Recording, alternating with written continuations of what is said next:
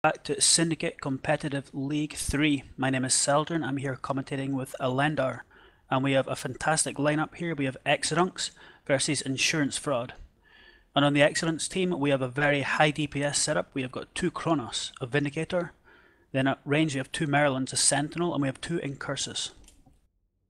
And on the Insurance Fraud team, we have an Oneirus, 2 Legions, a Prophecy, 2 Maulers, a Saber, and a Sentinel, which could be very critical to the outcome of this battle.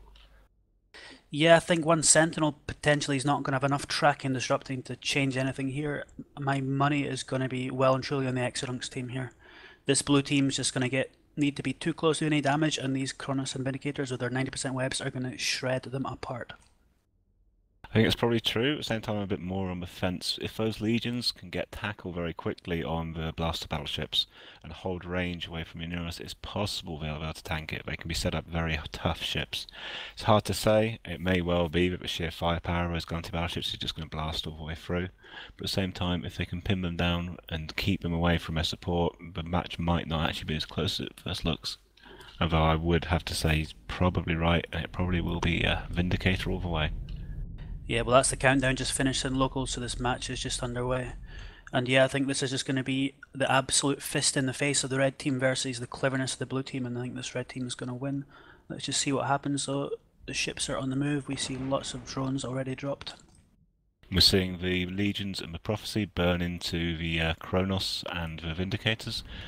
The Prophecy's primary already, which makes sense. It's a bigger ship. It's much easier for those Vindicators to hit, even with the tracking disrupting on.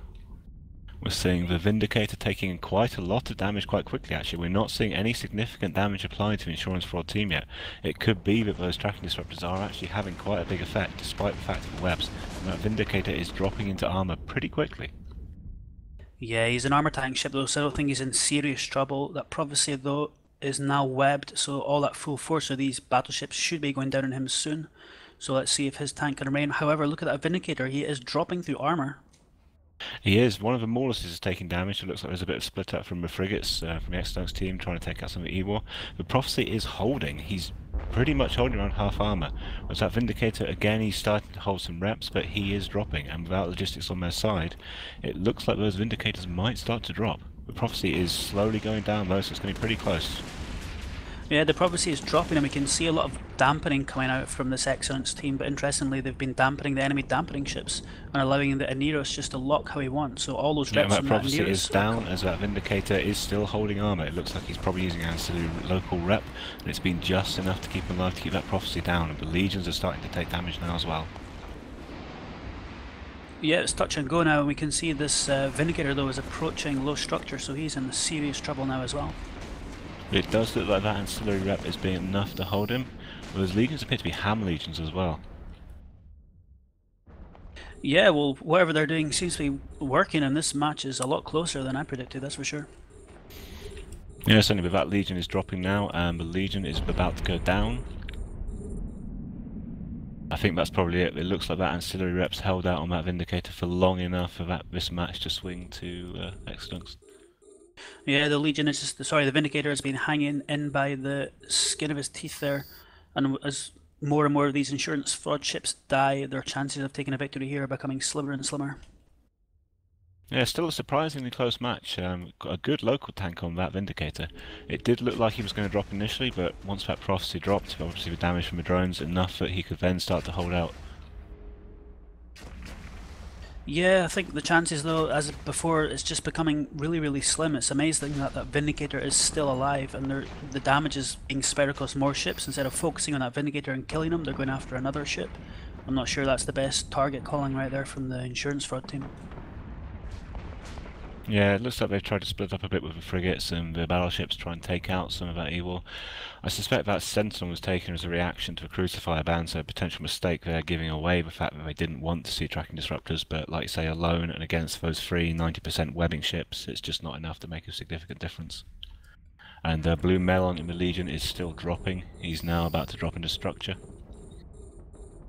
Yeah, it looks like Blue Melon is just about to explode. I just quickly apologise for any stuttering with the commentators. Somebody on one of these teams is ECM bursting and we keep losing our lot.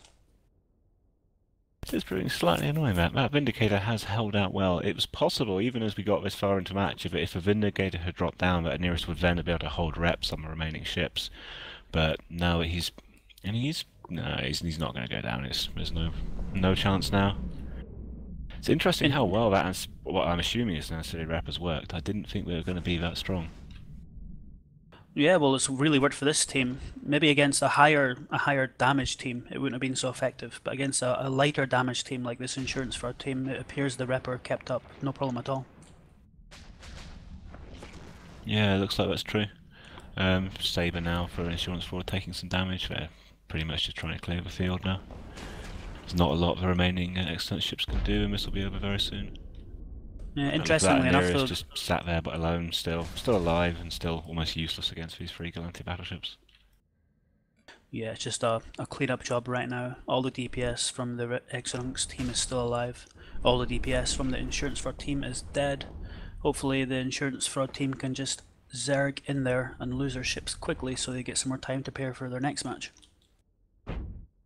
It doesn't look like they're trying to run away too much. That Nero's going pretty quickly. Looks like he might be trying to kite. Might just be going for the edge of glory, pulling an Elise round off to end the match quickly.